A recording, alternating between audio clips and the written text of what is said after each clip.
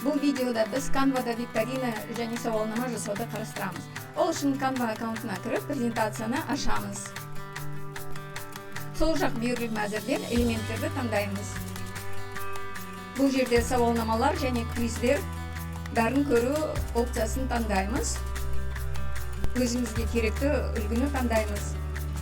Жоғары жақта өзгерту батырмасы шығар. Соны басып, үстіңгі директеменің орнына сұрақты жазамыз. Төменде жауаптарды енгіземіз. Жауап вариантын қосу үшін опция қосуды басамыз.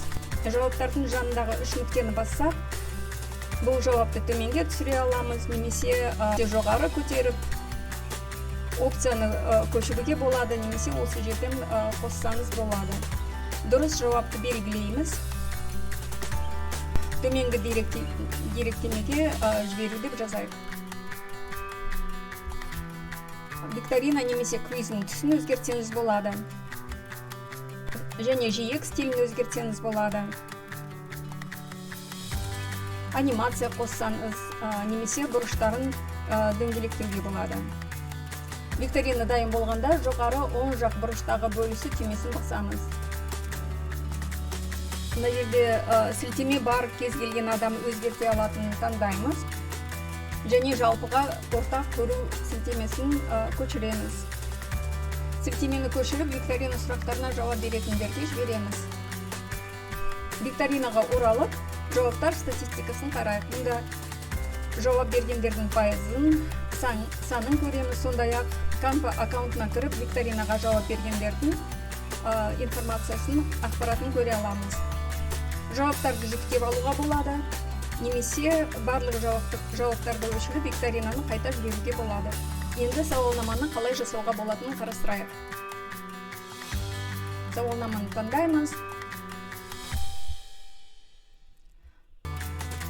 Өзгерту батырмасын басамыз.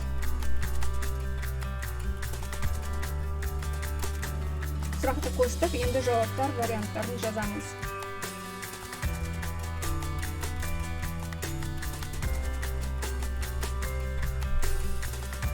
Мұнда дұрыс немесе қате жауаптар жоқ екенін ескеру керек. Викторина сияқты мұнда да түсін өзгертуге болады, анимация қоса аласыз, бұрыштарды дөңгелетуге болады, және жиектемені өзгертуге болады. Сауалнама дайын болғанда жоғары оң жақ бұрышта бөлісу батырмасын басамыз. Сілтемені көшіріп, сауалнамаға қатысушыларға жібереміз. Сондай-ақ жауаптар статистикасын көруге болады. Canva'ның жаңа мүмкіндіктері жайлы ақпарат сізге пайдалы болып, жұмысыңызда қолдануға көмектеседі деп үміттенемін.